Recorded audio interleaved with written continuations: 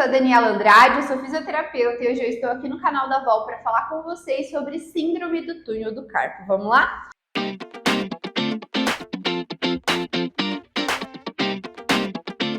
Quero deixar também com vocês alguns exercícios para tratar essa região, essa síndrome, seja para você ou para os seus pacientes. A primeira coisa que a gente tem que fazer, então, é identificar a região do túnel do carpo, né? O túnel do carpo, ele fica na região carpal da nossa mão, que é essa parte inferior, onde tem esses ossos pequenos da nossa mão, certo? E nessa região é formada uma passagem. Existe uma faixa osteofibrosa nessa região que forma um túnel, uma passagem.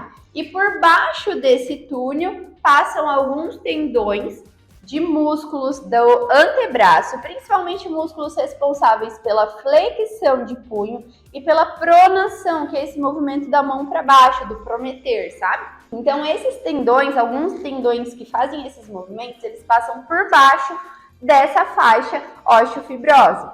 E essa faixa é responsável por proteger e conter. Afinal, a gente faz muito esse movimento, né? A nossa anatomia, ela é muito inteligente. E nós fazemos muito esse movimento durante o dia, de acordo com as nossas funcionalidades, de flexionar o nosso punho, de rodar o nosso punho. Por isso que o túnel do carpo é tão importante, é uma região de muita mobilidade. E esse túnel ajuda a proteger e a conter esses tendões. Sendo assim, nós já conseguimos pensar que quando ocorre alguma compressão nesse túnel, tudo que passa por baixo dele acaba ficando com a sua função de certa forma comprometida. Nós podemos pensar nisso em relação aos tendões dos músculos do antebraço, que passam aqui por baixo para poder alcançar a mão, que são músculos extrínsecos da mão, fora, né, que eles começam fora e terminam na mão, e também músculos que são intrínsecos da mão, que eles só começam e terminam na mão. Mas também nós conseguimos pensar principalmente no nervo mediano. O nervo mediano é um nervo que vem da nossa cervical, passa pela nossa cintura escapular, nosso braço, nosso antebraço e inerva também a nossa mão, principalmente essa região anterior. Nessa região anterior, nós temos o nervo mediano, ele é responsável pela parte motora e pela parte sensitiva. A parte motora é a parte de contração muscular, são músculos que ele comanda. E a parte sensitiva é real, a sensibilidade da pele naquela região. Na mão, por exemplo, o nervo mediano inerva essa parte, essa face da palma da mão, de polegar, indicador, dedo médio e metade do dedo anelar. Então, quando existe alguma compressão do nervo mediano por causa do túnel do carpo, nós já conseguimos identificar alguns sintomas que são relacionados à parte motora e sensitiva do nervo mediano. Então, a pessoa começa a sentir falta de sensibilidade na mão, nessa parte anterior do punho, começa a sentir dor, perda de força. Então, nós já conseguimos relacionar com alguns sintomas desse paciente. E aí, eu quero passar para vocês agora alguns exercícios que vão ajudar vocês nesse tratamento. Então, vamos lá comigo. A primeira coisa que eu quero passar para vocês é em relação a uma pessoa que está tendo crises de dor, porque nós não podemos pensar de primeiro momento em alongar esse nervo, em trazer carga para esse nervo, porque a pessoa está sentindo dor. Então, eu gosto muito de trabalhar em pacientes com síndrome do túnel do carpo, que estão queixosos de dor, a terapia manual. Então, a ideia aqui é relaxar toda a musculatura do antebraço com terapia manual. Massagens, deslizamentos. Então, vamos passar um olhinho ali e fazer movimentos de deslizamento. Com muito cuidado, principalmente nessa região anterior aqui do túnel, porque pode estar sensível. Então, trabalhar deslizamentos, movimentos circulares. Essa parte do polegar, ela é muito tensa, afinal a gente usa para tudo, né?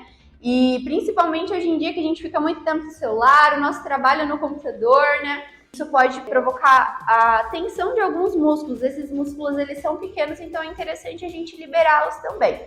Uma coisa da terapia manual que eu gosto de fazer também é que eu não vou conseguir exemplificar direito, porque eu só tenho duas mãos e uma é a paciente, mas é trabalhar os movimentos dos ossos do carpo. Se nós conseguirmos identificar aqui, ó, os ossinhos dos ossos do carpo, um deles, nós vamos conseguir movimentá-los, trazer mobilidade para essa região. Uma outra coisa que eu gosto até de passar como orientação para os meus pacientes é a tração do punho. Se vocês conseguirem ver aqui, ó, eu vou puxar e acaba até se formando um vácuozinho aqui, ó, porque eu estou fazendo a tração do meu punho. Isso ajuda a dar uma relaxada nessa musculatura, ganhar esse espaço entre a articulação e entre esses ossos e também trabalhar a mobilidade dos ossos do carpo, como eu já tinha dito, dos metacarpos e das falanges, mas principalmente aqui às vezes dos metacarpos que nós acabamos ficando com a mão muito comprimida, né? Então trabalhar a mobilidade entre os ossos do metacarpo e a tração das nossas falanges, trabalhar a tração, que é uma coisa que o paciente ele pode fazer na sua própria casa, trabalhar essa tração dos próprios dedos, tração do punho, tração com rotações, e isso vai trazer um alívio interessante para o seu paciente. Vamos supor então, no segundo exercício agora, que o seu paciente já esteja um pouco melhor, não esteja numa crise tão grande de dor, então nós já conseguimos trabalhar um pouquinho mais de mobilidade. E um exercício que eu gosto muito de fazer são exercícios que trabalham a cadeia inteira, o caminho inteiro do nervo mediano. Então, exercícios que envolvam cervical, ombro, cotovelo, punho e dedos. Um que eu gosto bastante de mostrar para vocês, que eu vou mostrar para vocês agora, é o de trabalhar um pouco até de rotação torácica e para trabalhar o alongamento dessa parte anterior do nosso punho. Afinal, o nervo mediano ele é responsável por isso.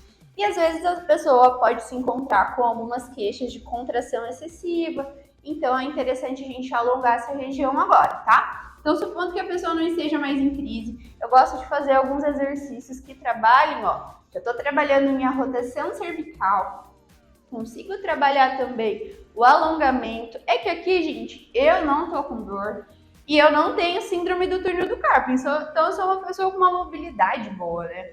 Mas uma pessoa que vai estar saindo de uma crise de dor, ela pode estar sentindo dificuldade de fazer essa extensão de cotovelo, essa abertura da palma da mão. Então vai ser um exercício super interessante para começar a trabalhar. Sem falar que nós estamos trabalhando involuntariamente a rotação cervical, né?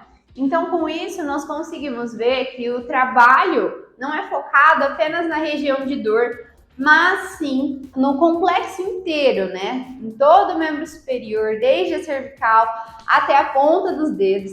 E isso é muito importante para o paciente, porque no dia a dia a gente não atua apenas com movimentos robóticos em uma articulação. Nós trabalhamos e somos um ser complexo, né? E uma coisa interessante de ressaltar para vocês é que o Pilates é um método que trabalha justamente focado nisso, em movimentos conjuntos, movimentos biarticulares, movimentos que trazem toda uma cadeia em conjunto, certo? Vamos para o último exercício. Eu vou pegar aqui uma almofada para mostrar melhor para vocês, porque nós pensamos já em tratamento em relação a uma crise mais álgica, uma crise de dor mais intensa. Um segundo nível aí, onde nós trabalhamos um pouco de mobilidade, alongamento, flexibilidade. E agora uma terceira categoria de exercícios que eu gostaria de passar para vocês, para pacientes com síndrome do túnel do carpo, é o fortalecimento e a descarga de peso nessa região. Afinal, esse paciente vai precisar voltar para o seu treinamento, para o seu campo de trabalho, vai precisar viver, né, sem a fisioterapia.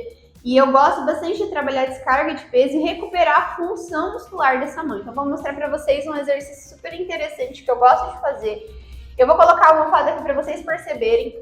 Mas pede para o seu paciente descarregar peso, pode começar de forma bilateral e na hora da descarga de peso, olha a dica, não deixa o paciente ficar com os dedos livres, pede para ele pressionar esses dedos para trazer função para essa mão, para equilibrar a força muscular e não ficar apenas no punho, para os dedos trabalharem também, a musculatura dos dedos trabalharem também. Repara que eu não peço a garra, eu peço para que pressione os dedos contra a almofada, certo? Então você pode começar esse trabalho de forma bilateral, né? Com as duas mãos apoiadas, trabalhando movimentos escapulares, movimentos cervicais. Aqui eu estou na parede porque a descarga de peso é menor, mas você pode fazer isso em 4 apoios também. E gosto também de fazer exercícios unilaterais, onde eu deixo essa mão de apoio e faço movimentos com o outro membro para que eu aumente a descarga de peso.